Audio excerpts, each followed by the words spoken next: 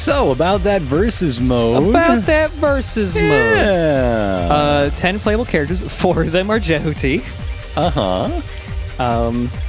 But versus mode is kind of interesting because while It's my turn. the mechanics are basically the same, they actually did change how some stuff works for balance reasons. Huh, okay. It is not a split screen thing. So, a weird metagame thing is stealing camera focus. Whoever passes to the camera, whoever is currently closest to the camera steals the camera focus. So you can kind of fuck with people in that way. It's kind of weird. Oh my goodness, I want to see Zoe 2 for Evo. Yeah, me too. So below player 1's health bar, is that smaller blue bar, using projectile attacks actually uses up energy, so you can't spam them endlessly. Good. So depending on what frame you are playing as, they have other abilities that will also use up that energy. Going into burst mode allows you to recharge it very quickly, however. Oh, okay. Yeah. So like even just doing a burst attack, you get a little bit of that gauge back. So that's an extra advantage to using burst attacks. You're no match for me. Again, the 4 Jehutis have different, slightly different abilities and mechanics. 2.0, stronger but slower projectiles that aren't the dash attacks, but they use up more of your energy. Okay. Damaged Jehuti cannot block, cannot do long-range attacks, but it's the only version that has zero shift. Huh, alright. So L1, the button usually uses switch sub-weapons. If frames have special abilities, you press that button to use it. So zero shift uses a little bit of your energy gauge to do it. It's actually faster than it is in single player. Oh, cool. And you can also use zero shift to ram your opponent into walls and cause them to take extra damage. And then Naked Jehuti is just good.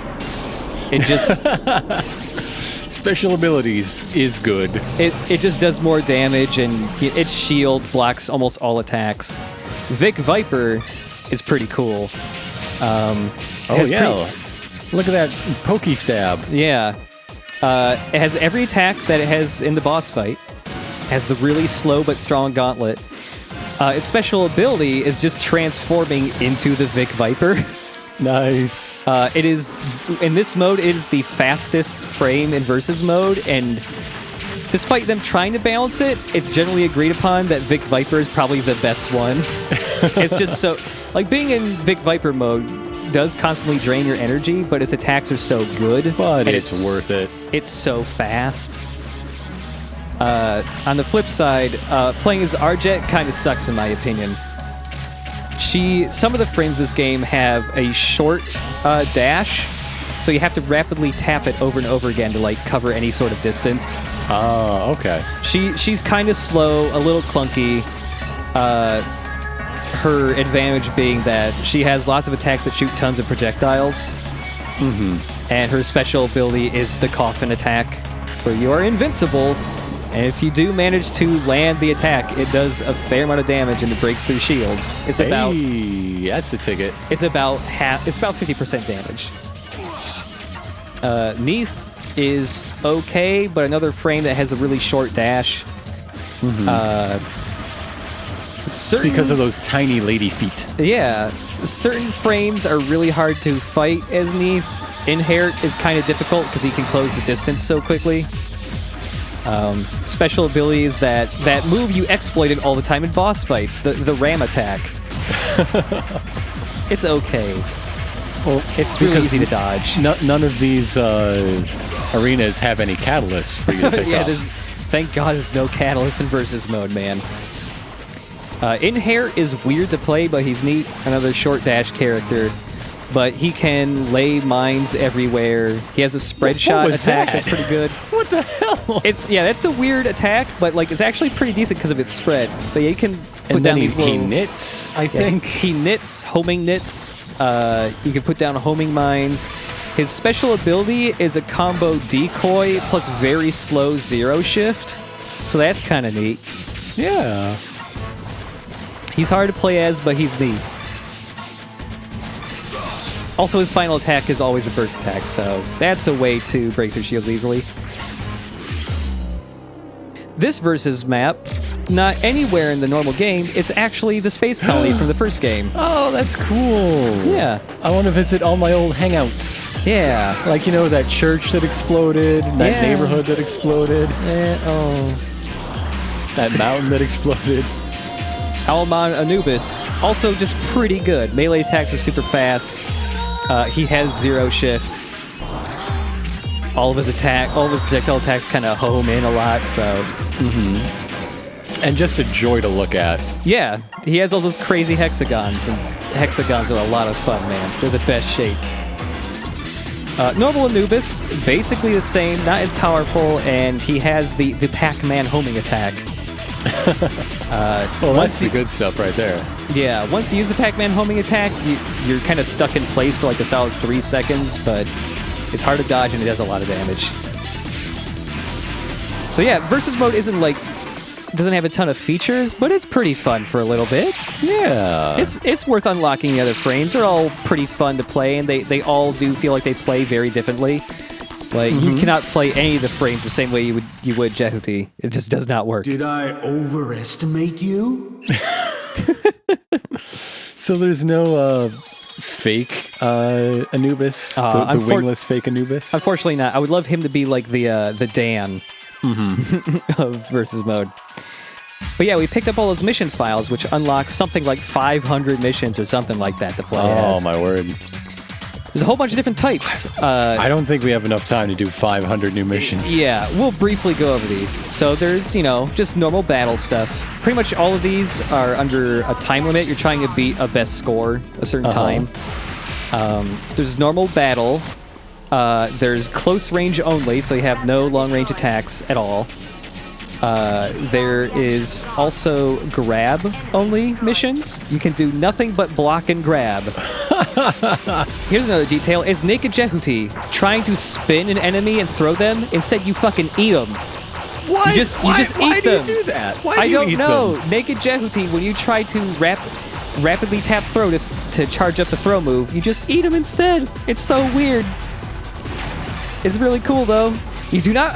I thought it was like, oh, you eat them and you, heal yourself? No, you don't heal yourself. No. You just fucking chew through a robot. There are missions where you're limited to using only certain sub-weapons. So if you run out of sub-weapon energy, it will spawn an energy refill, but grabbing it gives you a time deduction. So you want to try to do it as efficiently as possible to get the best time. Narita destroyed. Probably my favorite type of VR mission. Oh, before that, here's a really weird one. No lock-on mode. Oh. They actually altered the enemy's behavior to make these not a complete fucking nightmare. They're much slower. They stand around a lot more. It's really weird. And kind of interesting, too. There is still kind of a soft lock-on, but you do have to aim the cursor to get it. Right. But yeah, it's kind of a weird mode. But all these missions are playable and actually are separate missions for all 4 versions of Jehuti. Oh. Yeah, so some of them are harder, some of them are easier, depending which frame you're playing as. My favorite mode is just the survival mode, specifically this level, because you can get a really high score just because you can kill enemies so quickly just by knocking them into walls. Oh, boy. I'm flashing back to the Spider-Man LP. Oh, God, yeah. Fucking falling off that train over and over, man. Those lizards. Those lizards. And yeah, even if you run out of energy, you can just grab dudes and throw them into other dudes, and that... Destroyed. My high score on this is like 300 something or something like that. It's the easiest one to get a huge score on. Nice. So getting the high score doesn't unlock anything. It's just for bragging rights, really. There's also boss rush. They are the unlocks. Yeah. There is also a boss rush mode. This is pretty fun, especially since there's some really cool, sweet speedrun strats. Here's one I found out for Leo.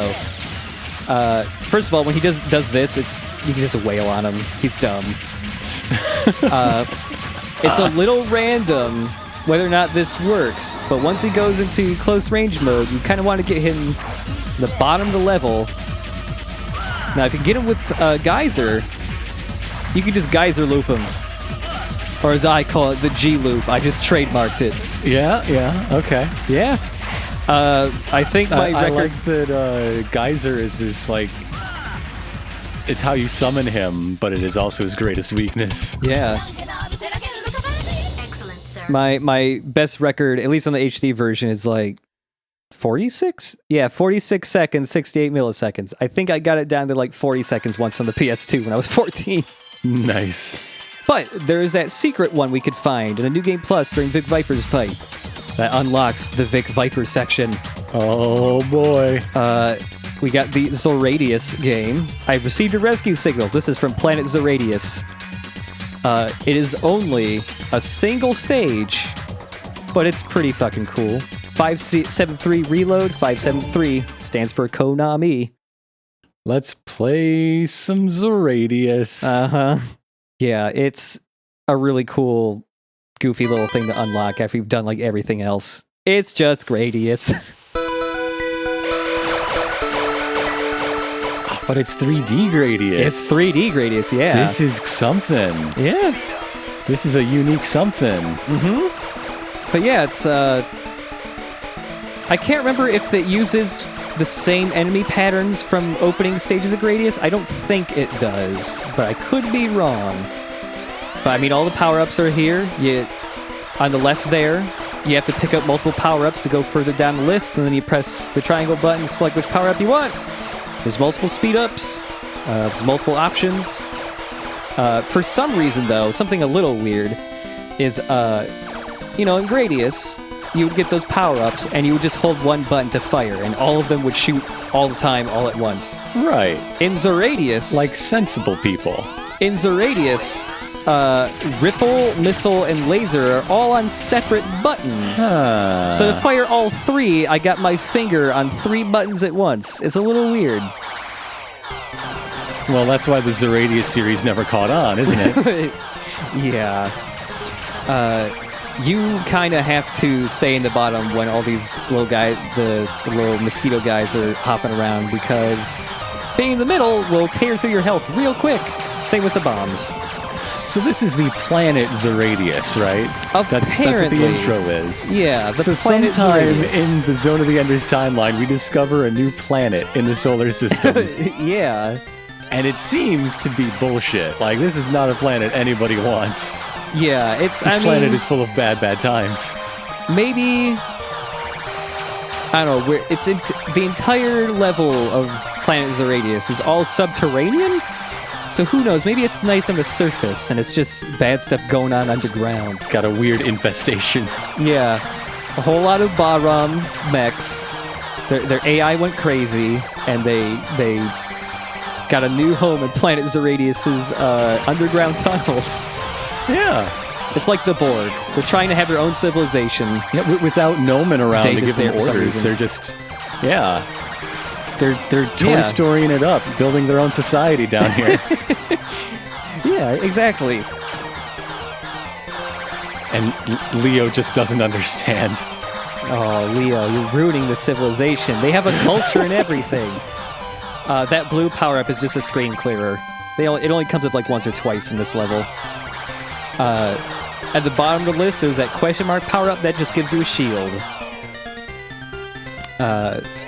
And you can have up to 3 options, which is obviously very helpful. Yeah. Especially if you like the color blue. Oh, I love the color blue, man. Maybe Leo does too. Who knows? Are you blue team in Go? Are you blue? I have not picked a team in Go yet, Okay. actually. I have not visited any gyms. I have only been capturing Pokemon. Also, Moai heads! I would not be Gradius or Konami without some Moai heads. No, I have not picked Team Pokemon Go. I have been walking circles around a pond near me and picking up all the water types. There was a Dratini, but I missed him. But I was getting too tired and it was hot outside. Getting the high score in this level is actually kind of hard. I've only done it once. Did not do it in this run for sure. I don't really know what the strats are for getting really high score, aside from trying to destroy as many Moai heads as possible, because even just landing hits on them without blowing them up just racks up points. Right. Like every hit gets you another 100 points or something like that. So if there are any Gradius Masters, you want to go to the Pro Strats. Yeah. I mean, Summer Games Done Quick just finished as of this recording, and I'm thinking more and more about doing actual speedruns at some point in my life. This game's a contender. It's short. This is a thing you say to me twice a year. I know. I feel like Zone of the Enders might be the best chance for me because it's never been done in a Games Done Quick. If I want to do that, all I'm thinking about is what game can we try to hijack the naming incentive to make them call him Dingo Egret? Yeah. Oh man. Maybe a Final Fantasy so there's a Dingo and an Egret. Yeah. So look for that in January. Team Dingo. Team Egret. But no, it's like the world record I found on this. There's like mistakes in it, and he did not do the Zakat strat. Maybe if that can be a reliable thing, that might save time. I mean, the vector cannon does take a long time to charge up, but who knows? Also, I like that they repurpose a train car as the boss fight. Oh, that's cute. That's lovely. Yeah. Generally, when I play this, I don't pick up all the speed-up power-ups, because once you get all 3 of them, you're, really twitchy. I guess it's good for easily avoiding projectiles, but, aiming and stuff is a little difficult. If Ripple didn't cover all the screen, this would be a little harder. Maybe that's the secret. All Ripple all the time. Yeah.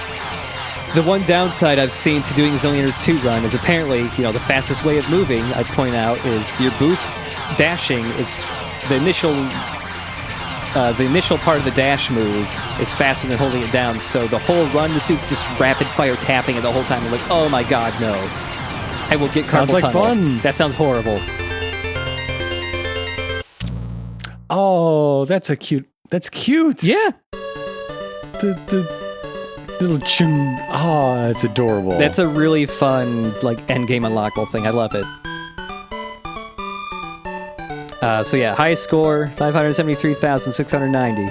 Haven't beaten it on this copy of the game, at least. But hey, once you beat it, and you exit level, you get another little thing. Ooh. Vic Viper wins. Aww. It's Zeradius. It's the only mention of Zeradius in Zone of the Enders 2. It's the only time she appears. I love it. Oh. I love it. Another thing. That's a really cute picture, though. It is. You can put it in the Konami code when you're paused, just like in the original Gradius, and you will get all the power-ups. Another way... that's the secret to the high score right there. Yeah, another way to unlock this level without doing New Game Plus is go into the Vic Viper fight in boss rush mode, pause the game, put in the Konami code, and it also unlocks a Zeradius stage for you. And there's one more thing. This is actually the very first thing you see when you launch the Zone of the Enders HD collection. But I didn't show it because it kind of spoils, all the places you go to in Zone of the Enders 2 specifically. Mm-hmm. But when they did the HD collection, they actually made a completely brand new anime intro that covers both games because they were trying to gear up for making Zone of the Enders a franchise. So this is the one thing they really got right with this. Yeah. I would say, okay, so there were some things Kojima Productions was specifically involved with the HD collection, and that is, for Zone of the Enders 2, all the 2D assets, when you're in, the little codec calls, and there's little drawings of all the people talking. Yeah, and Dingo's terrifying teeth. And his horrifying teeth. Yeah, they actually redrew those from scratch because the originals from the PS2 version were too low res. And I think the HUD elements and stuff were redone so that they just weren't blown up, muddy, upscaled stuff. But yeah, this intro actually looks pretty good. The 3D models specifically look pretty nice. Just zoom in on that dick. Yeah, yep. I also really like that just a second ago, it's Zone of the Enders 1 events, but they showed Jehuti using Zone of the Enders 2 sub-weapons because the sub-weapons in 1 are just so crappy. Yeah. It's just like, just give him homing missile from 2. That looks actually cool.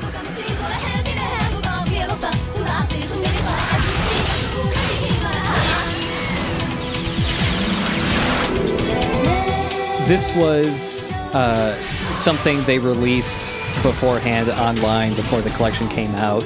Like the day the collection released, Kojima and a bunch of other people were having like this big like stage show thing. They're like, Zone of the Enders is back, baby! And like they were showing the that's where they showed a lot of the concept art for Zone of the Enders 3 and all that. And whoops. Konami cheaped out.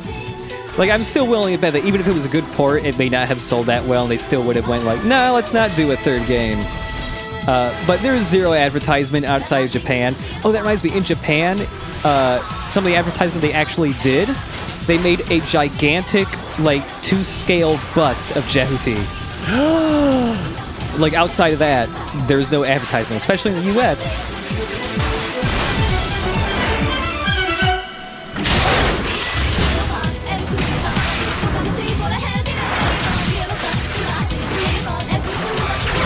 Also, this intro is just, showing events from Zone of the Enders 2 and the first game stuff. Mm-hmm. This, I'm pretty sure, didn't happen. Do you remember this part? The legs part?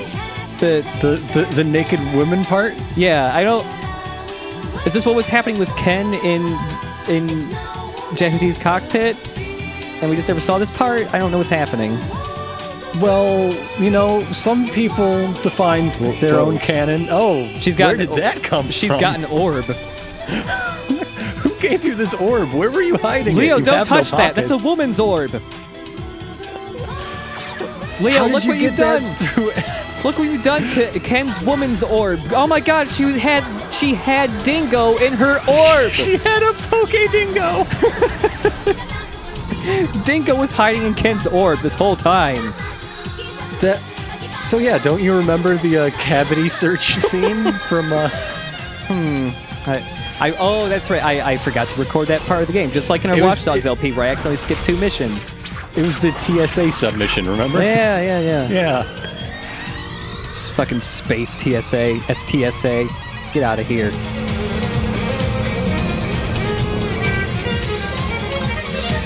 I am glad this anime opening has Dingo's horrifying teeth. Oh yeah, totally. They get more horrifying at the very end of this too. I love it. Like, I know everything they're showing is things that happened, but the way they recontextualize things to be so much cooler than they were is great. I love it, yeah. Remember all those great R-Jet bits? No, I don't. But the way you framed them makes it look like they might have been cool. Yeah. I mean, I just love the look of the cel-shaded style mechs in this. Like, I just... With how, like, Guilty Gear XR'd looks amazing. It looks just like an actual anime despite being 3D graphics. It just makes me think, man, a Zone of the Enders could have looked like this, maybe. Oh, well. Maybe in 20 years, when this technology is, like, for indie games instead, somebody will kickstart it.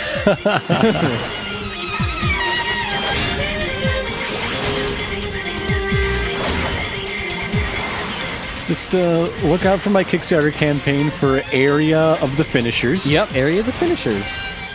And by the way, here comes his teeth. Oh, teeth! Oh, they're huge! And with Dingo's gigantic teeth, that was Zone of the Enders. Thanks for watching.